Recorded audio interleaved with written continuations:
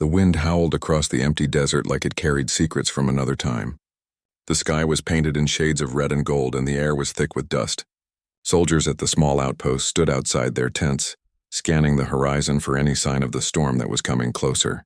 Among them was Lieutenant Grace Miller, a calm and steady woman who rarely showed fear, even when others did.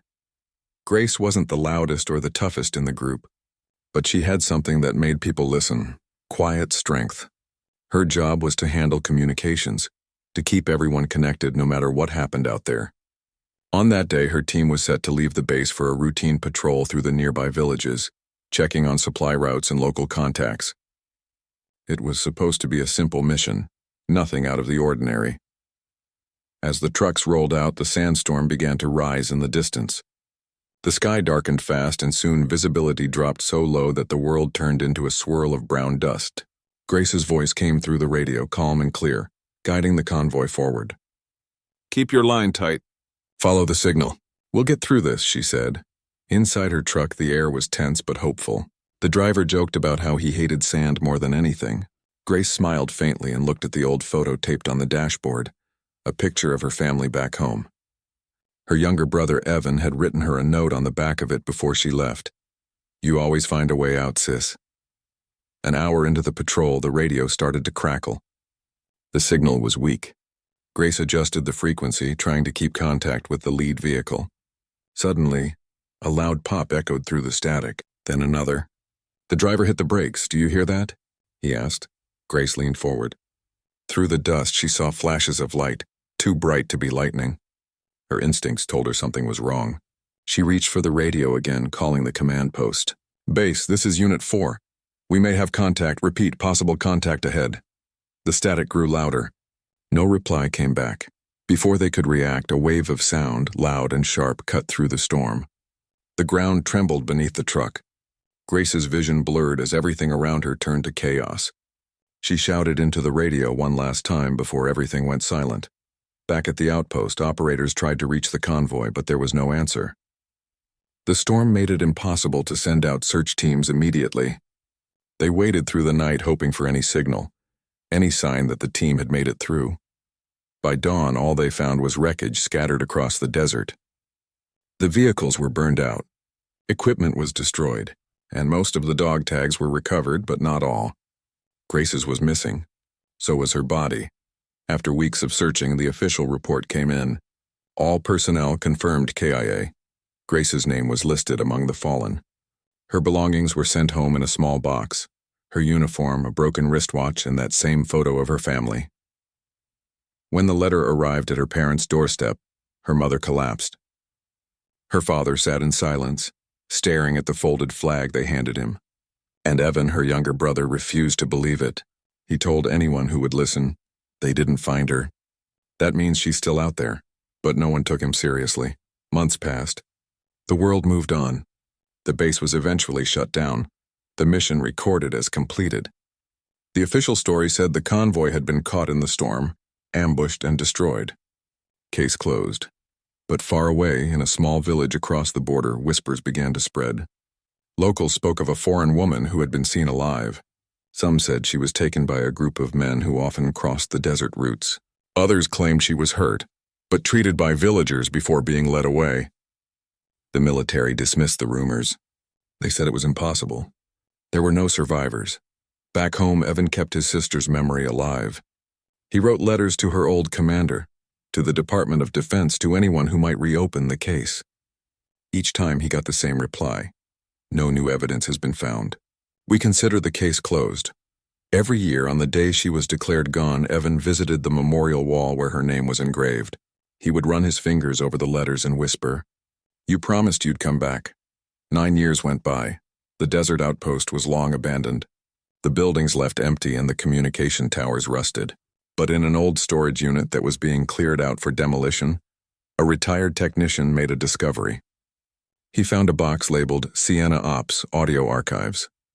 Inside were a few hard drives, their labels faded. Curious, he plugged one into his old computer. Most of the files were damaged or incomplete. Static, garbled noise, broken fragments of radio transmissions. But one file caught his attention. It was dated 3 years after Grace was listed as KIA.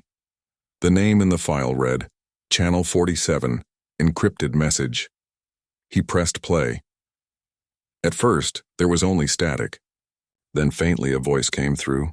A woman's voice, tired, trembling, but unmistakably human. This is Lieutenant Grace Miller. If anyone hears this, I'm alive. Coordinates unknown. Request extraction. Then the recording cut off. The technician froze. He replayed it again and again, each time more certain that what he heard was real. He contacted a former intelligence colleague, who verified that the voice pattern matched military recordings from years ago. Within days, the file reached the Central Command. When the officers at the command center heard it, the room went silent. For almost a decade, her name had been written in stone, her story considered over, and now suddenly her voice, clear and desperate, was echoing through the speakers. The discovery sent shockwaves through the system. Top officials ordered an immediate review of all archived missions from that year. Some were skeptical, calling it a technical error or a fake signal, but the timestamps, the encryption, and the voice match were too specific to ignore. A quiet investigation began. Files that had been sealed for years were reopened. Maps were studied, coordinates checked, and mission logs re-examined. One analyst noticed that the coordinates Grace mentioned were near a mountainous region known for old smuggling, routes and hidden settlements. The question no one wanted to ask but couldn't ignore hung in the air. Had she really survived all these years? Meanwhile, Evan got a call he never expected. A man from the Defense Department asked if he could come in to answer some questions about his sister's voice patterns. At first, Evan thought it was another cruel mistake. But when they played the recording for him, his hands began to shake. It was her. He knew it instantly. He leaned forward, tears filling his eyes, and whispered, "That's Grace." For the first time in 9 years, he felt something he hadn't felt since the day they told him she was gone. Hope. The command officers decided to keep the discovery classified until they confirmed more evidence. They didn't want to cause public attention or raise false expectations.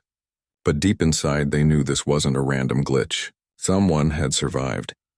That night, as the recording played softly in the command room, one of the senior officers leaned back in his chair and said, "We might have just opened a door we thought was closed forever." The lights in the room flickered slightly, and the only sound that filled the air was the faint, broken voice on the speaker, still alive.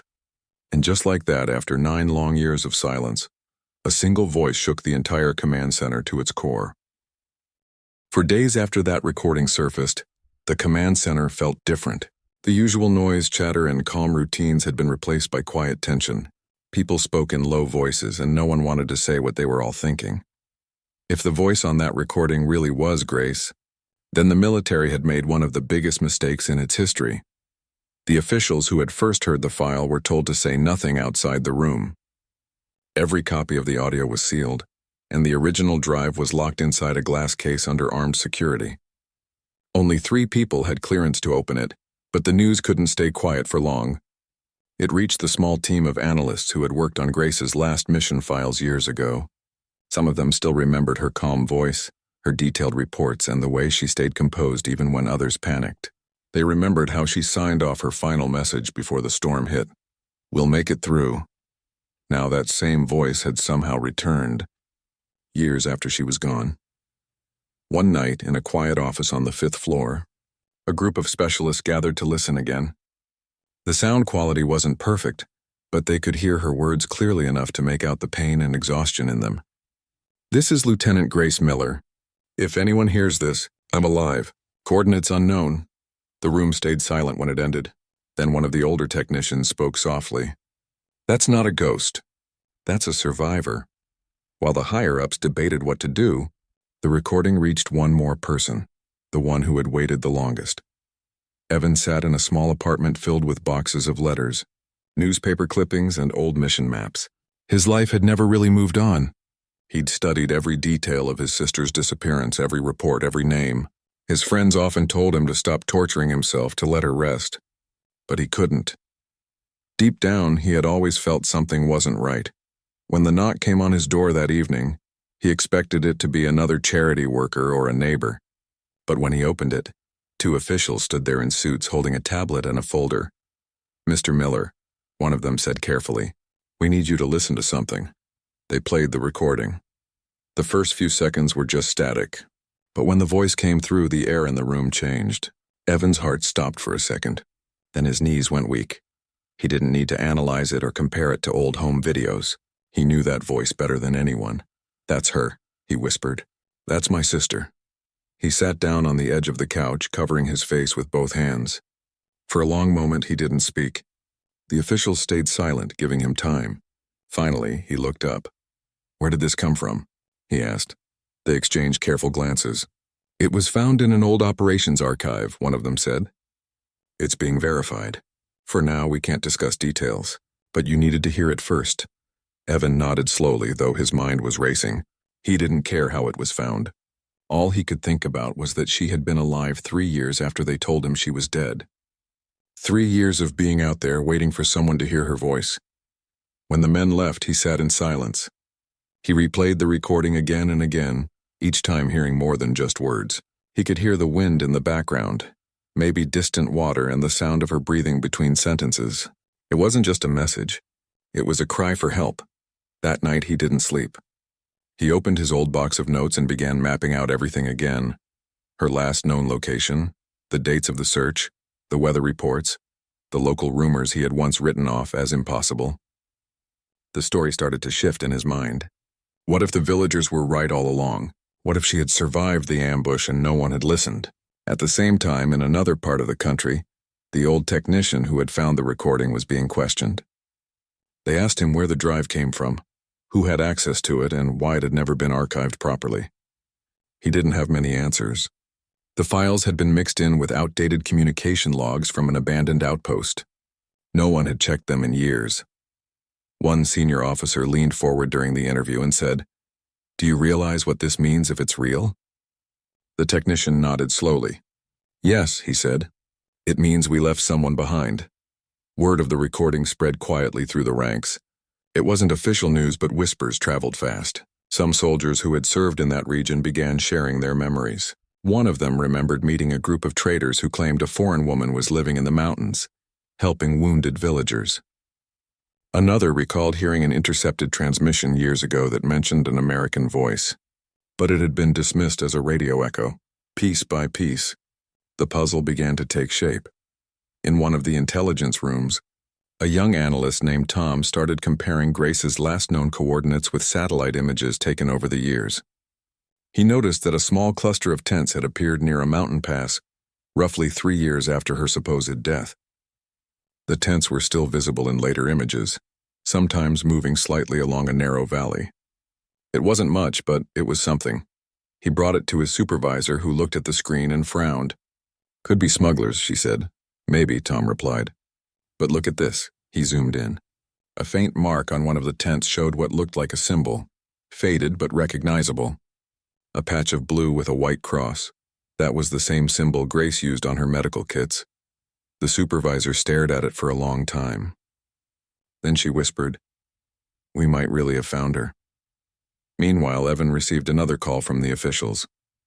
They wanted to meet him again, this time at the military base where Grace had once served. When he arrived, they led him into a conference room filled with maps, photos, and documents. One officer pointed at a digital map projected on the wall. "These are the coordinates she mentioned," he said. "They line up with a remote mountain region near the old border routes. It's a dangerous area and not many people go there. But there are signs of small settlements." Evan leaned forward, his voice steady but full of emotion. "Then why are we still talking?" "Go get her," the officer sighed. "We can't just send a rescue team without confirmation. We need to verify that she's alive and that the signal wasn't fabricated." Evan clenched his fists. "You had 9 years to confirm. Now you have her voice. What more do you need?" There was a long pause. Finally, the senior commander spoke quietly. "You're right, but we have to move carefully. If she's there, we'll find her. We owe her that." For the next few weeks, the investigation deepened. Experts cleaned the audio file, enhancing the sound to isolate background noises. They heard birds unique to a specific region, and even a faint echo that matched the acoustic pattern of a narrow canyon. It narrowed the possible location to a small valley surrounded by stone ridges. That information reignited something inside the command center. It was as if a spark of hope had been lit in a place that had forgotten what hope felt like. Teams began preparing for a possible field search. though it was still kept classified. At home, Evan started recording a message of his own. He sat in front of a microphone, his hands trembling slightly. "Grace," he said softly, "if somehow you can hear this, they found your message. They know you're out there. I'm not stopping until you come home." He didn't know if she'd ever hear it, but it gave him strength. Back at the command center, the final analysis came in. The voice in the recording matched Grace's official voice file with 99.8% accuracy. It was her. No doubt remained. The next step would change everything. Late one evening, the lead investigator stood by the window of his office, staring at the dark horizon. The sound of rain tapped against the glass. His assistant entered quietly and said, "Sir, the match is confirmed." The man nodded slowly. "Then prepare the team." He turned off the light, his face serious but calm. "After 9 years," he said quietly, "we're bringing her home." Outside, thunder rolled across the sky, and somewhere in the distance, an old radio crackled with a faint signal, one that had waited almost a decade to be heard again. The command center was buzzing in a quiet, controlled chaos. Everyone knew the stakes had suddenly changed. For nearly a decade, Grace Miller had been considered lost, another tragic name on the wall. Now a single recording had turned everything upside down. The team in charge of confirming her survival had grown in size. Analysts, field experts, linguists, and former operatives all crowded into a room filled with monitors and maps. Every detail from the past missions was being revisited, cross-checked, and analyzed. The audio recording had been enhanced. Background sounds were identified. Distant water flowing, the rustle of desert trees, even the faint echo of footsteps on stone. Each clue was like a thread, slowly unraveling a story that had been buried for years. Evan was at the center of it all. He had been invited to the command center under strict security protocols. No one else in his family knew where he was, and he didn't care. The thought of seeing his sister again, even for the first time in 9 years, pushed him past fear. He was led into a room where maps of the mountain regions had been spread across tables. Officers pointed to a narrow valley tucked between ridges, an area that had been nearly impossible to reach without specialized vehicles and guides. "This is where the signals from the recording are most likely originating," one officer explained. "It matches terrain features, acoustic patterns, and even satellite imagery." Evan leaned closer, tracing the valley with his finger. "This looks familiar," he whispered. "I've seen pictures of it in old mission reports, only I never thought anyone would survive there." The senior officer nodded.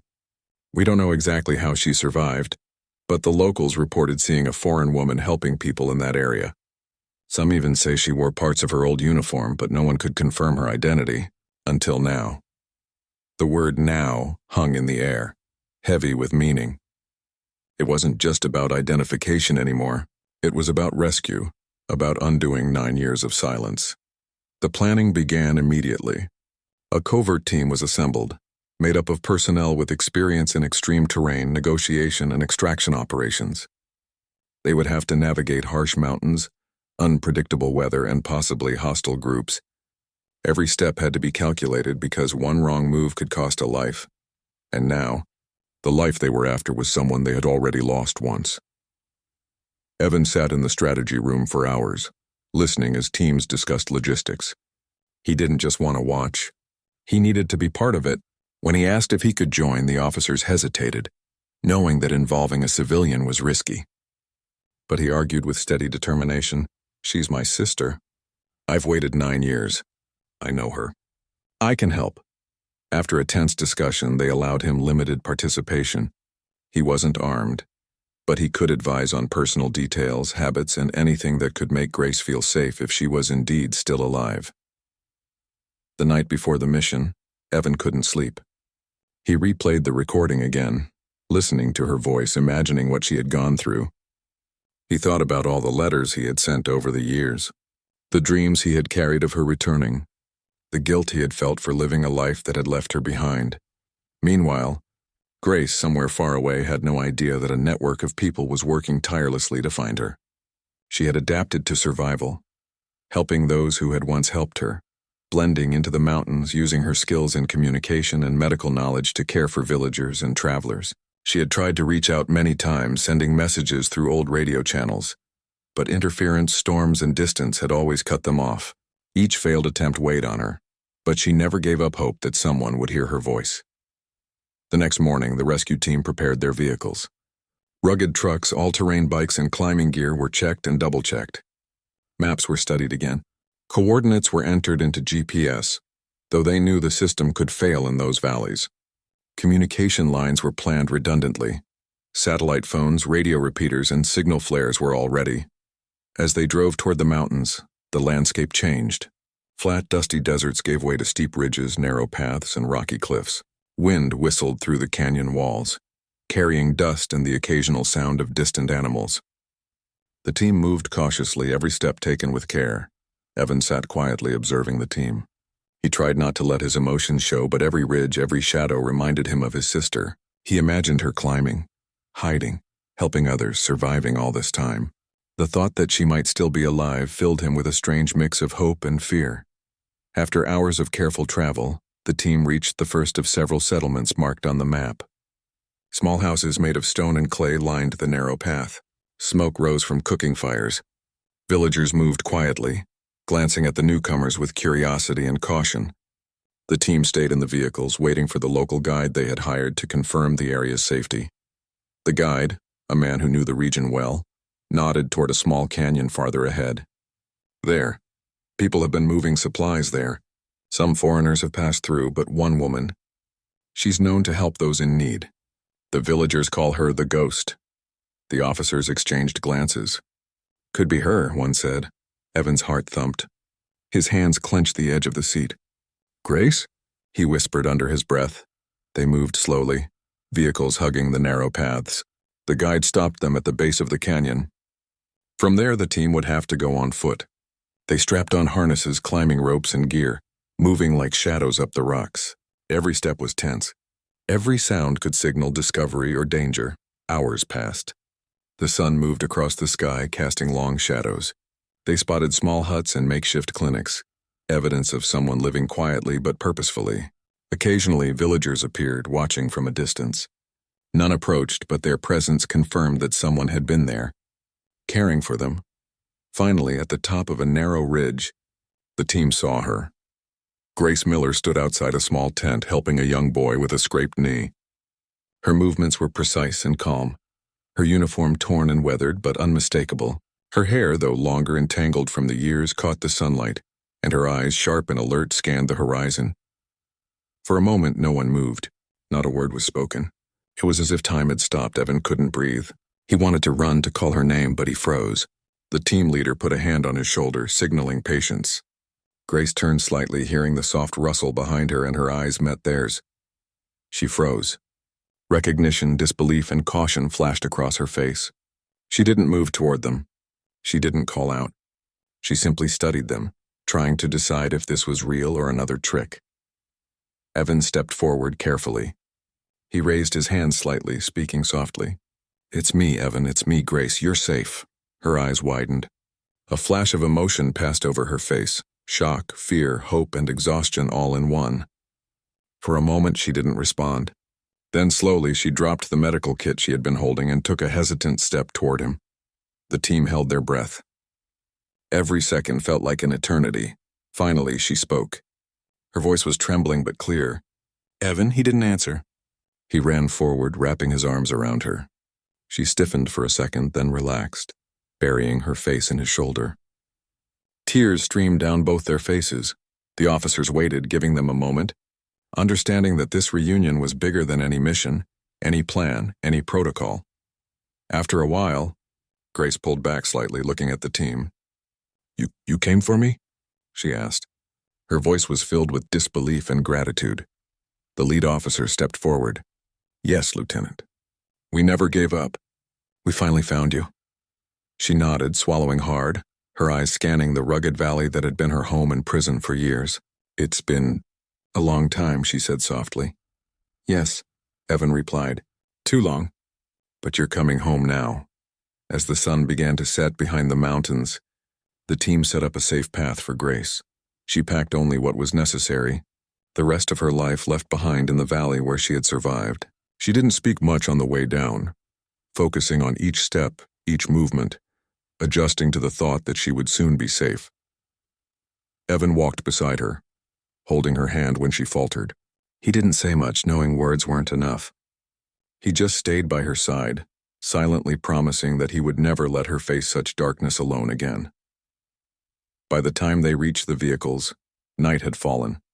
The stars were bright above, shining over the mountains like tiny beacons. Grace looked up, her eyes reflecting both awe and relief. She had made it.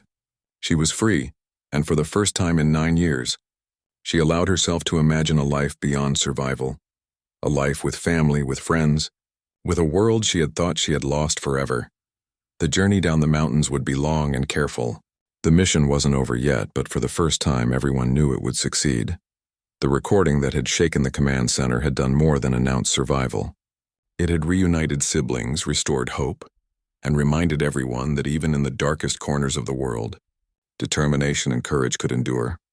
And somewhere deep in the mountains, a woman who had been lost for nearly a decade finally believed that she could live again. The ride down from the mountains was slow.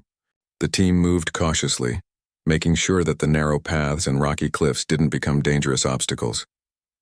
Grace sat in the back of the truck, quiet, her hands folded in her lap. Evan stayed beside her, occasionally brushing a strand of dust-covered hair from her face. She was alive, yes, but the years she had spent alone, hidden in the mountains, had left their mark. The first thing Grace noticed as they drove toward civilization was the sound of normal life, the hum of engines, distant voices, and the subtle rhythm of roads and streets. It was strange to hear the world moving in its usual pace after so long in silence and isolation. She felt a mix of relief and anxiety. It had been 9 years since she had truly belonged anywhere. Evan kept glancing at her, unsure how to speak. Words felt inadequate, but he knew he had to say something. "You're here," he said softly. "You're really here." She looked at him, her eyes wide and still a little cautious. I didn't think anyone would come," she admitted. Her voice was barely more than a whisper, raw with emotion. "I sent messages, tried to reach the base. Nothing got through." Evan held her hand tightly. "We never gave up," he said. "Every year, every day, I believed you were still out there. And now you're back." For a long while, neither of them spoke. Grace closed her eyes, trying to let the moment sink in, feeling both disbelief and relief. It was strange to be alive, to be seen again after so many years of being invisible to the world. Once they reached the temporary safe house set up by the military, the team gave Grace time to rest. The house was modest but secure, with blankets, clean clothes, and hot food waiting. For someone who had spent years surviving with limited resources, even these small comforts felt overwhelming. A medic entered, offering a warm smile. "You'll need a full checkup, but take your time." "No rush," she said gently. Grace nodded, still cautious but grateful for the calm kindness. Evan stayed with her through it all, watching as she began to eat and drink for the first time in hours. He noted the small things, the stiffness in her shoulders, the scars on her hands, the way she flinched at sudden sounds. Years of living on alert had left traces in her body and mind. Later, in the privacy of the room they shared, Grace began to speak about the mountains, about the years that had passed while the world thought she was gone. Her voice was quiet but steady, recounting memories as though they had happened yesterday. "I was captured after the storm," she began. They kept me hidden at first. I don't know why. But I knew if I didn't survive, no one would ever find me. I had to keep moving, keep hiding, keep helping when I could. Some of the villagers found me injured and offered food. I stayed, partly for myself, partly for them. They needed someone, and I needed purpose." Evan listened, barely breathing. He had imagined her suffering in vague ways, but hearing her describe it, hearing the quiet courage in her voice, made it real. He could feel her pain, but also her determination. "They called me the ghost," Grace continued. "I never stayed in one place for too long. I moved between villages, helped anyone who needed medical attention, guided lost travelers. Every night I tried to reach the base, sent signals, messages. I hoped someone would hear me, that someone would come. But no one did." Her eyes glistened as she spoke. "For years I thought I would never see home again. I thought maybe I'd never see anyone I love again." Evan reached out, holding her hand tightly. "You did it," he said. "You survived. And now we're here. You're safe." The next day, the military began documenting everything. Grace answered questions from investigators, narrating her experiences with care. She didn't dwell on fear or anger. but rather on what she had learned and how she had managed to survive. Her knowledge of the terrain, the villages, and the people she had helped became a crucial part of understanding how she had remained hidden for so long.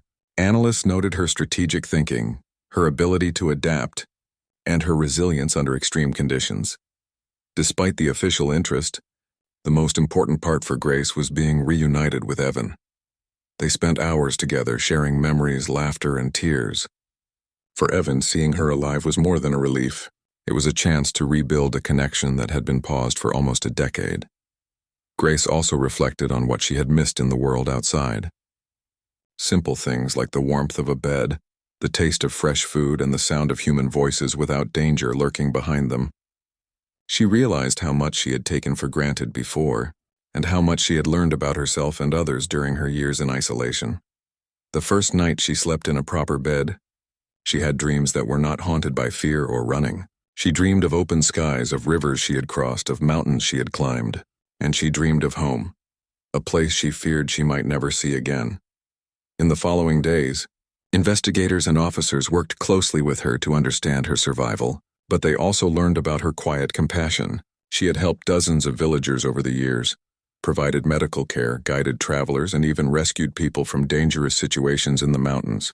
The people who knew her story called her a hero, not for her military service, but for the lives she had saved quietly without recognition for years. Evan watched as others asked questions and analyzed her story. He realized that for all the military procedures and investigations, the most important thing was simple. She was alive, she was safe, and she was with him. Grace's recovery wasn't only physical. Emotionally, she began to open up, sharing stories of kindness she had witnessed, friendships she had made with villagers, and moments of unexpected hope. Even in her darkest times, she had found meaning in helping others. One evening, Evan asked her about the first days after the storm, the moment everyone thought she was gone. She closed her eyes for a moment, remembering. "I remember lying there thinking maybe that was it," she said. "But then I remembered you, Evan. I remembered my family.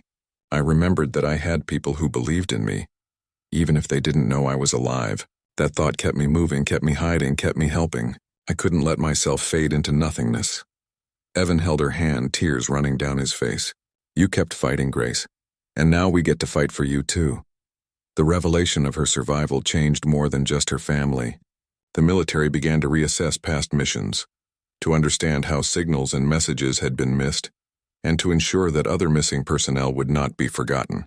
Grace's story became a turning point, not just a rescue but a lesson in persistence, care, and attention. Over time, she shared details of the radio signals she had sent, the villages that had hidden her, and the paths she had taken. Investigators were amazed at her memory and precision.